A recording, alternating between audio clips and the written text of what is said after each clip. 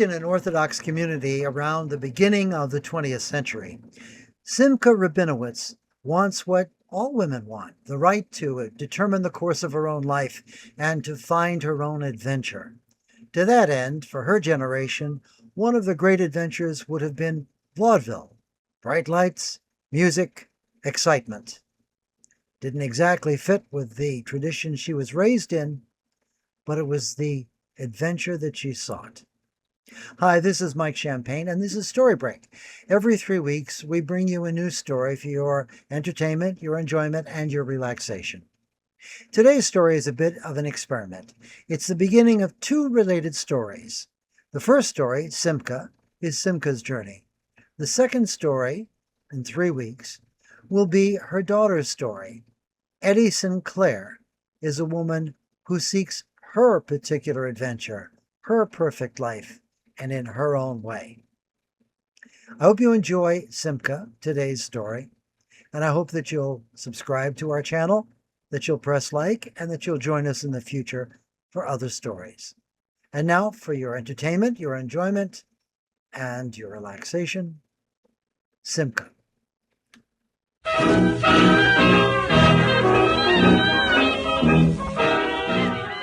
No, I won't do it! The young girl's face flushed with anger as she looked at the older woman. You will do it. Tate's already set things going. He's a nice boy, a scholar, and his family is rich.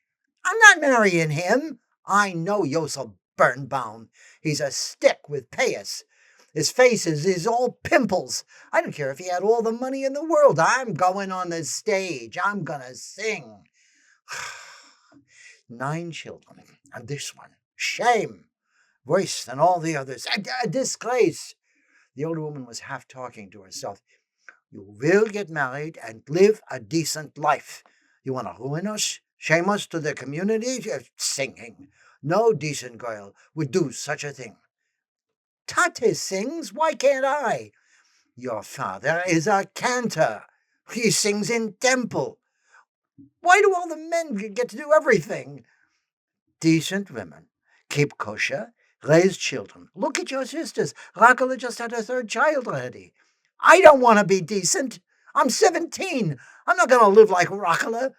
Joseph keeps her like a slave, washing, cooking, wiping snotty noses. Not me. I'm joining the vaudeville and be a singer, and that's that.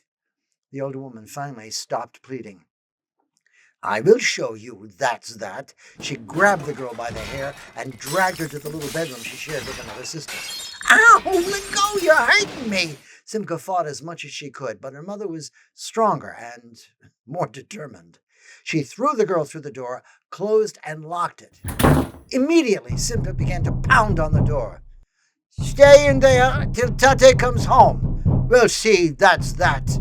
No girl of mine goes on the stage making a show of herself. Go on! Pound! Scream! I don't care. You'll stay there till you marry if we have to. But there was a window, and Simka was determined. She quickly packed a few things. She had some money she had saved hidden by her underwear. When she heard her mother working in the kitchen, she slipped out and took the subway to 2nd Avenue. That's where the theaters were, and that's where she knew she had to go. Once she was there, uncertainty began to find her. Where to? Which theater? What do I say? She saw 2 women coming out of an alley, all dressed and wearing makeup. They weren't like the other women on the street. They were showy, confident, wanting to be seen. Simka was sure they must be from the theater. When they had passed, she went down the same alley, and sure enough, there was a metal door with "Stage Door" written on it. She stopped. Now what? She stood there holding her valise, wondering what to do next, when the metal door opened. And a handsome man came out. He was dressed real sharp, she thought, and a high stepper. He stopped when he saw her and studied her for a moment. Hey, kiddo, what you doing back here? Simka squared her shoulders. I'm joining the vaudeville. She raised her head to show her confidence. Oh, yeah, huh? So, what's your act, kiddo? The man smiled at her in a way that made her uncomfortable. I sing. I'm a singer. Uh-huh. A singer, huh? Wow. Your agent send you here? He pressed her. Agent? No, if you sing half as good as you look, you'll have 'em standing in the aisles. But if you don't have no agent, you ain't gonna let you sing here, kiddo. They ain't gonna let you sing nowheres. But I have to. You have to sing in the vaudeville. I can't go back. Now she could feel herself losing ground. Oh, take it easy, sweetheart. I'm Al Fagan. I got some clout around here. My pal Morty plays a mean piano. I'll tell you what. Let's go in and see what you got. Maybe I can talk to the manager for you. He smiled again in a way that made her uncomfortable. She hesitated briefly and looked at him. He was handsome. She could smell the cologne he was wearing. She weighed her options and decided. Okay. It was 6 months and more. Benjamin and Leah Rabinowitz had said their daughter Simka was away in Kansas City helping take care of a sick relative, but it was getting thin. The Birnbaums kept asking when she was coming back to marry Yossel. After shul, people asked, and they came home carrying the worry and the shame that was about to fall. Then, late one morning, after Benjamin was out and only Leah was at home, the bell rang. The older woman opened the door to a blousy girl in a satin blue dress with bruises on her face and a cut on her lip. It was Simka. The girl nearly fell through the door and began to cry and yell at the same time. Shit, shit, shit. I'm not going to cry. Do this. I don't cry. Stop it. Stop it. She seemed to shake herself to gain control. Hello, Mama. I, I'm back. Leah stood looking at her for a long moment, trying to accustom herself to this new vision of her daughter. Simka, what have you done to yourself? What happened? She shut the door quickly, looking outside to see if anyone saw. A lot, Mama. A whole hell of a lot. Oh, Mama. She began to cry again. Your hair, that dress, your face. What happened to your face? The older woman instinctively cradled her daughter's face, but the girl pulled away. That son of a bitch, Fagin. That no good bastard. We had a fight. He left me in Chicago. Went off with a goddamn chorus girl. Finally, she looked into her mother's horrified eyes. Oh, Mama, I'm sorry. I'm so goddamn sorry. When Benjamin got home, Leah kept Simka hidden upstairs until she could prepare him. The girl had been beaten and abandoned, and she was pregnant. Benjamin lowered his head and swept silently for a long moment. The woman knew better than to speak until he raised his head. He looked at her. We have to do what's right. Keep her in. Tell the children to say nothing. I will ask around. The meeting was at Brighton Beach in Litzak's grocery. Mordecai Litzak was 48. He was a quiet man, not given to displays of emotion. He was not Orthodox, and he catered to everyone, Jew and Gentile alike. After hearing of Simka's plight, he agreed to meet her, and Benjamin jumped at the opportunity. They arrived at the store after it had closed. Simka's face was mostly healed, and she was scrubbed clean of makeup. Her hair was brushed back, and she wore a plain house dress, but her eyes blazed with resentment. Benjamin pushed her forward slightly.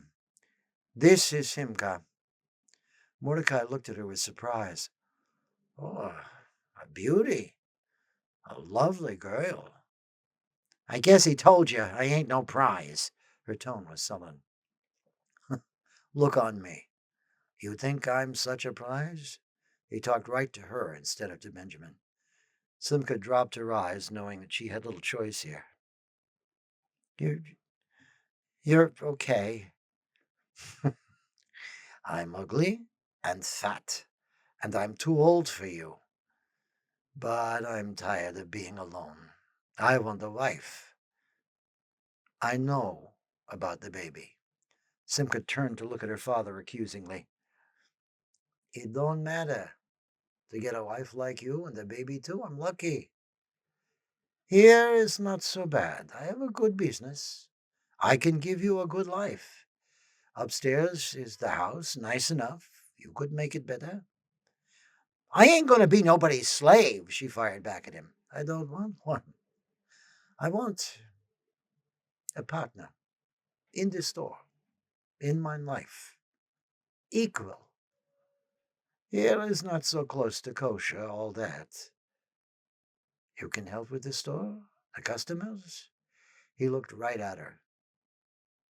That okay with you? She looked back at him. She knew he was being completely honest. It was him or the street.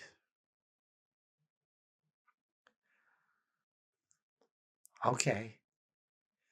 The following week, they were married at Borough Hall.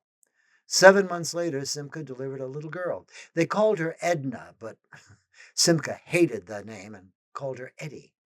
It stuck, and Mordecai fell completely in love with the child. To the customers, he was such an old dog with such a pretty young wife, and now a baby. Whoa, he's something, that Mordecai Litzek. But what? As Eddie grew, she worked in the store after school and on weekends. She ran errands and did her homework behind the counter. As for Simka, she found her theater. She did her performing in the store for the steady parade of customers and men. Simka was a hooker, as they called her. She was loud, she wore too much makeup and way too much perfume. She told risque jokes and sang snatches of popular songs, and she shared the family's personal business. Most of all, she flirted with the men who came in. There was no stopping her. Most of her jokes were at Morty's expense. Pay the dead guy at the end of the counter, she would yell, tell the customers as she pointed to her husband. She was scurrilous and merciless. Eddie's father had come to accept Simka's public abuse and her not-so-private flirtations. Although he chose to disappear his wife's infidelities, Morty Litzak knew his wife wasn't always shopping, as she announced when she left powdered and perfumed on stray afternoons. It was easier to keep silent. It was better to work.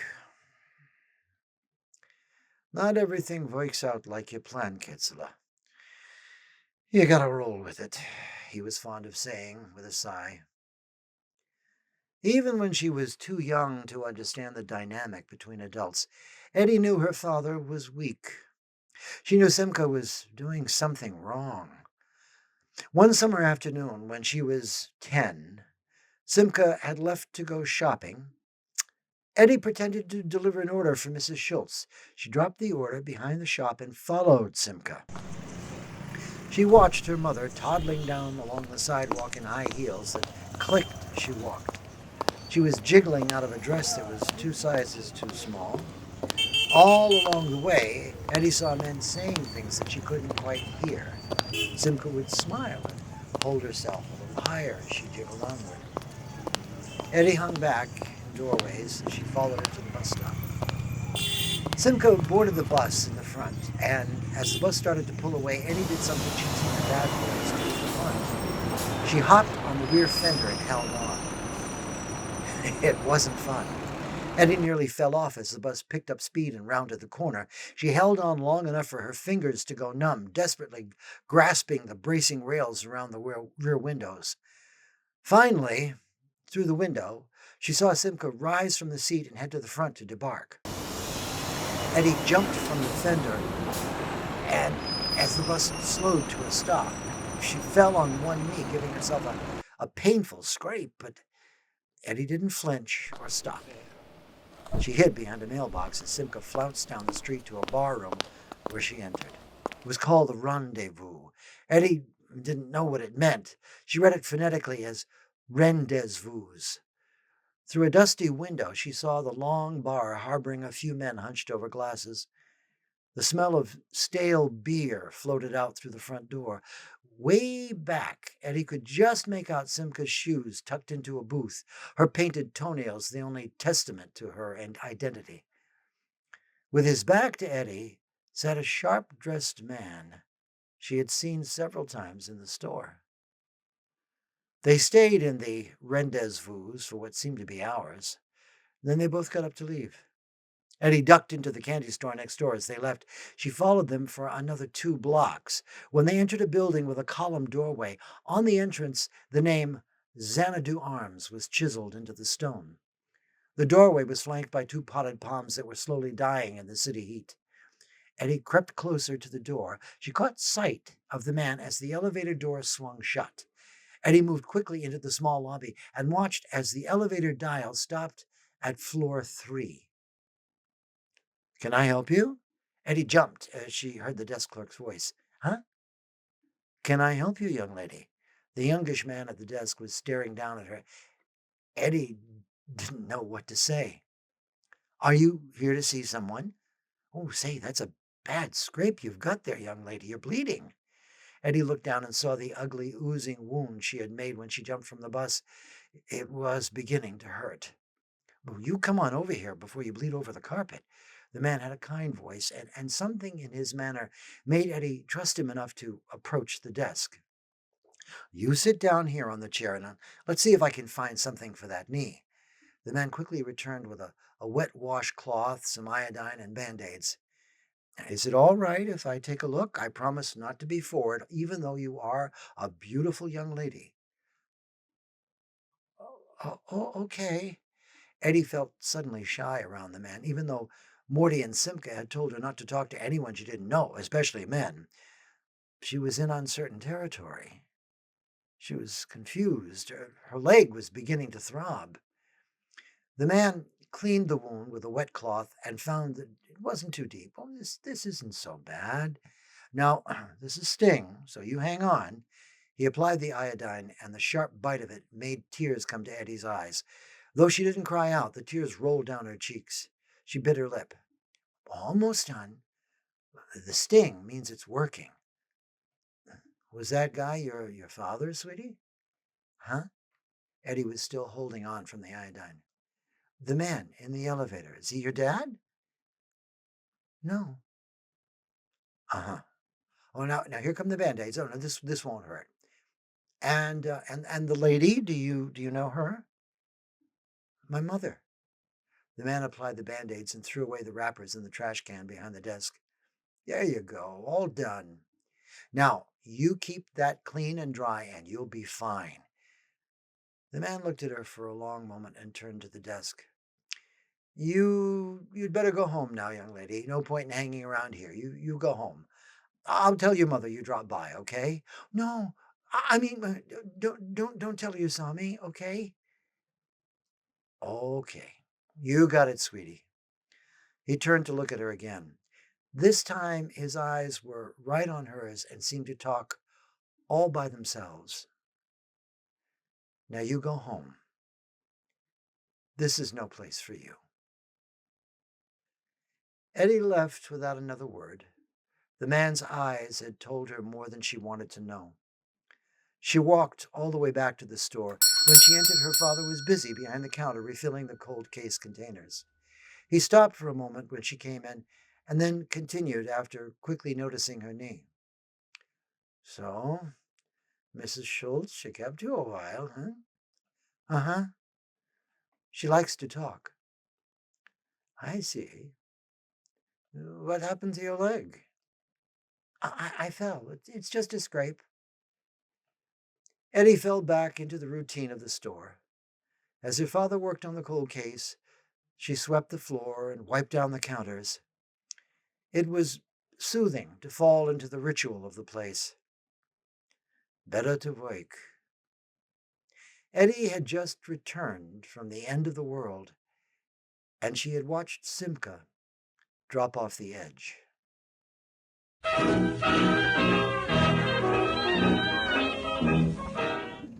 I hope you enjoyed Simka. Our next story is the related story of her daughter, Eddie Sinclair. In that story, you'll find a very different journey by a young woman who sees things very differently than Simka. I hope you'll join us then. In the meantime, stay well, do good, and I hope to see you then.